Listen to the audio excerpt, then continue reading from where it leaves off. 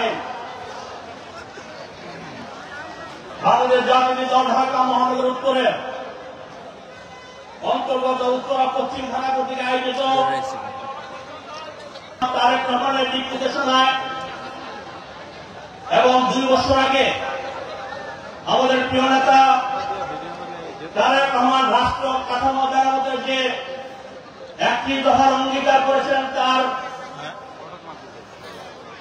সেই সভায় উপস্থিত আছেন আমাদের প্রিয় নেতা দীর্ঘদিন আন্দোলন সংগ্রামের রাজপথে থেকে যিনি নিজেকে একজন বিএনপির যোগ্য প্রতিনিধি হিসাবে উপস্থাপন করেছেন, একজন ভালো কর্মী হিসাবে নিজেকে যিনি প্রতিষ্ঠিত করেছেন, আমাদের সেই প্রিয় নেতা জাতীয় টিমের সাবেক ফুটবলার অনেকেই একটি কথা বলে, আমিনুল হক সাহেব বিএনপিতে এসে পরিচিত হয়নি, তার পূর্বেই তিনি বাংলাদেশের মানুষের কাছে পরিচিত হয়েছেন। আমাদের সেই ঢাকা মহানগরের বিপ্লবী আহ্বায়ক আমিনুল হক উপস্থিত আছেন।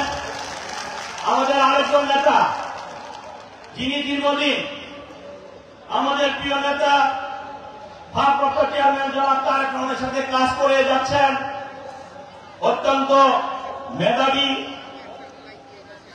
দেশের জন্য যিনি কাজ করতে নেমেছেন তারেক রহমান সাহেবের নির্দেশে, আজকে যিনি বিএনপি ভারপ্রাপ্ত চেয়ারম্যান জনাব তারেক রহমানের উপদেষ্টা হিসেবে কাজ করে যাচ্ছেন, সেই আমাদের নেতা ডক্টর আমিন আহমেদ উপস্থিত আছেন। আপনাদের আমাদের সকলের প্রিয় ছাত্র আন্দোলন থেকে শুরু করে প্রতিটি আন্দোলনে যিনি যার স্বশাস্ত্র থেকে তার যোগ্যতা অনুযায়ী ভূমিকা রেখেছেন, এই এলাকার কৃতি সন্তান ঢাকা মহানগর উত্তর বিএনপি বিপ্লবী সদস্য সচিব মোস্তফা জামান, আমাদের অনেক নেতৃবৃন্দ আছেন, আমাদের আমিনুল হক সাহেব সবার নাম সুন্দর করে বলে দিয়েছেন। আমি যেহেতু সভাপতি ছিলাম, দীর্ঘক্ষণ বক্তব্য শুনেছি, আপনাদের বক্তব্য শোনার ধৈর্য চুক্তি হয়েছে, আমি সবার নাম বলবো না। আমি বলতে চাই মহানগর বিএনপির যুগ্ম আহ্বায়কবৃন্দ, মহানগর বিএনপির সদস্যবৃন্দ এবং ঢাকা মহানগরের উত্তরে অঙ্গ সংগঠনের ও সহযোগী সংগঠনের নেতৃবৃন্দ, 26টি থানা থেকে আগত, ঢাকা মহানগর উত্তরে 26টি থানা, 71টি ওয়ার্ড থেকে আগত বিভিন্ন পর্যায়ের নেতৃবৃন্দ, সাংবাদিক ভাইরা, বিশেষ করে এই উত্তরায় এই পশ্চিম থানার প্রোগ্রামে মহিলা দলের বা মহিলা সমর্থকদের সমস্ত আমার বোনেরা এসেছেন এবং আমার সামনে বসা আমার সহযোদ্ধা সাথীরা, সকলের প্রতি আমার ব্যক্তিগত পক্ষ থেকে এবং ঢাকা মহানগর উত্তর বিএনপির পক্ষ থেকে সশ্রদ্ধ সালাম ও শ্রদ্ধা, আসসালামু আলাইকুম। আমি সর্বপ্রথম ধন্যবাদ জানাতে চাই এই আজকে একটি সুন্দর প্রোগ্রাম করার জন্য আমাদের উত্তরা থানার সাবেক আহ্বায়ক, ঢাকা মহানগর উত্তরের যুগ্ম আহ্বায়ক আফাজউদ্দিন আফাজ সহ যারা দীর্ঘ পরিশ্রম করে এই সুন্দর একটি প্রোগ্রাম মহানগরী নেতৃবৃন্দকে উপহার দিয়েছেন, সেই ঢাকা মহানগর পশ্চিমের সকল নেতৃবৃন্দকে ধন্যবাদ জানাতে চাই। আমি বক্তব্য দীর্ঘায়িত করব না।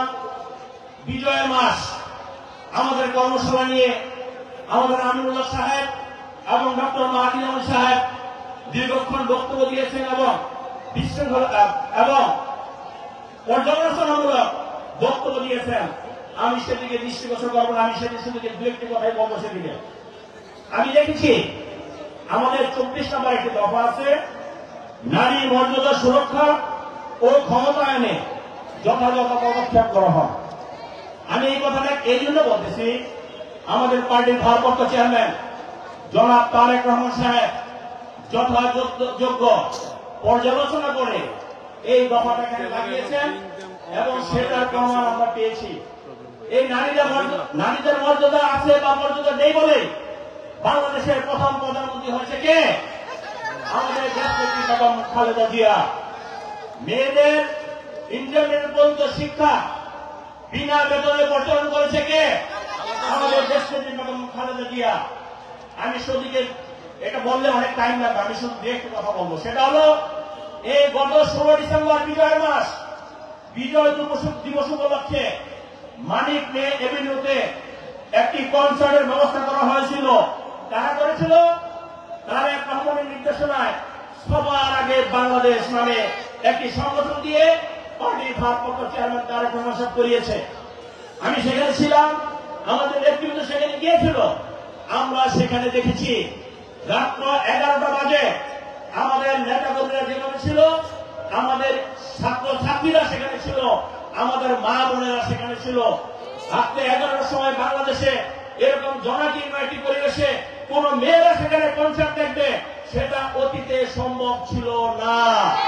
এই বিএনপি অর্থাৎ 5ই আগস্টের পরে যখন একটি অন্তর্বর্তীকালীন সরকার আসলো, বিশেষ করে আমাদের পার্টির ভারপ্রাপ্ত চেয়ারম্যান জনাব তারেক রহমানের সমর্থনে তখনই সেটা সম্ভব হয়েছে। বন্ধুরা আমার, সেই প্রোগ্রামে মিনিমাম 3 লক্ষ মানুষ ছিল আমি মনে করি। সেখানে রাত্রে 11টার সময় যখন মেয়েরা, আমাদের স্কুল এবং কলেজের মেয়েরা সেখানে নিশ্চিন্তে নিঃসন্দেহে নির্দ্বিধায় প্রোগ্রাম দেখতে পারে, এর চেয়ে নিরাপত্তা, এর চেয়ে মর্যাদার কথা আর হতে পারে না। বন্ধুরা আমার, আমি উত্তরবাসীকে সেটা জানালাম। বিজয় মাস শহীদ রাষ্ট্রপতি জিয়া রহমানের নেতৃত্বে দেশ স্বাধীন হয়েছে। দেশনেত্রী বেগম খালেদা জিয়ার নেতৃত্বে দেশ স্বৈরাচার মুক্ত হয়েছে। জনাব তারেক রহমানের নেতৃত্বে ফেসিবাদ এবং স্বৈরাচার মুক্ত হয়েছে। দেশ নায়ক তারেক রহমানের নেতৃত্বে গত 5ই আগস্ট। তার বিনিময়ে আমাদের অনেক জীবন দিতে হয়েছে। আমরা সামনে এবং স্টেজে যারা আছি, আমরা দীর্ঘদিন আন্দোলন সংগ্রাম করে যাচ্ছি। আমাদের সকলের বিরুদ্ধে শত শত মামলা, আমাদের অনেক নেতাকর্মী অনেক মামলায় সাজা হয়েছে। একটি গায়েবী মামলা নামে একটি মামলার উদ্ভব হয়েছিল এই খনি হাসিনা বলে। 2018 সালে যখন নির্বাচন হয়, সেই নির্বাচনের পূর্বে এই ঢাকা 18 সালে সাতটি থানায় শুধু 104টি গায়েবী মামলা হয়েছিল। আমার সেই গায়েবী মামলা 104টি গায়েবী মামলায় এক একটা মামলায় সর্বনিম্ন 120 জন আসামি ছিল, 360 জন পর্যন্ত। অর্থাৎ বিএনপি পরিবারের একজন নেতাকর্মী মামলার ঊর্ধ্বে না, মামলার বাইরে না। আমি বলতে চাই, আমরা মামলা হামলার শিকার হয়েছি, আমাদের নেতাকর্মীরা ঘুমের শিকার হয়েছে, আমাদের নেতাকর্মীরা নির্যাতনের শিকার হয়েছে। কি কারণে হয়েছে? রাজপথে যুদ্ধ করে, সংগ্রাম করে, আন্দোলন করে, সেজন্য হয়েছে। তারেক রহমানের নির্দেশে যখন যে আন্দোলন দিয়েছে, যে কর্মসূচি দিয়েছে, আমাদের প্রতিটা নেতাকর্মী রাজপথে থেকে সেই নির্দেশনা পালন করেছে। হয়তো আমরা বলতে চাই, হয়তো আমরা বলতে পারি, আজকে যে হাজার হাজার নেতাকর্মী এখানে উপস্থিত হয়েছে, হয়তো সেখানে হাজার হাজার নেতাকর্মী উপস্থিত ছিলেন না। কিন্তু এই যে আজকে হাজার হাজার নেতাকর্মী, যে সমস্ত মুসলিম নেতাকর্মী একত্রিত করেছেন, তারাই সর্বাধিক ভূমিকা পালন করেছেন। বন্ধুরা, তারা রাজপথে ছিল, কাজ করেছে। আমি বলতে চাই, অতীত দিনে আন্দোলন সংগ্রাম করে আপনারা সফল হয়েছেন, দেশনায়ক জনাব তারেক রহমান সফল হয়েছে। এবং এই যে স্বৈরাচারকে হটিয়েছি গত 5 তারিখে, এই উত্তরা যে জায়গাটা ছিল, আজমপুর থেকে আব্দুল্লাহপুর পর্যন্ত, এয়ারপোর্ট পর্যন্ত, এখানে আমাদের লক্ষ লক্ষ নেতাকর্মী, আমাদের নেতাকর্মী সহ বৈষম্য বিরোধী আন্দোলনে যে সমস্ত ছাত্র বন্ধুরা জড়িত ছিল, তারা আমাদের সাথে, আপনাদের সাথে আন্দোলন সংগ্রাম করেছে। আমার অনেক সহযোদ্ধা মৃত্যুবরণ করেছে ছাত্র বৈষম্য বিরোধী আন্দোলনের।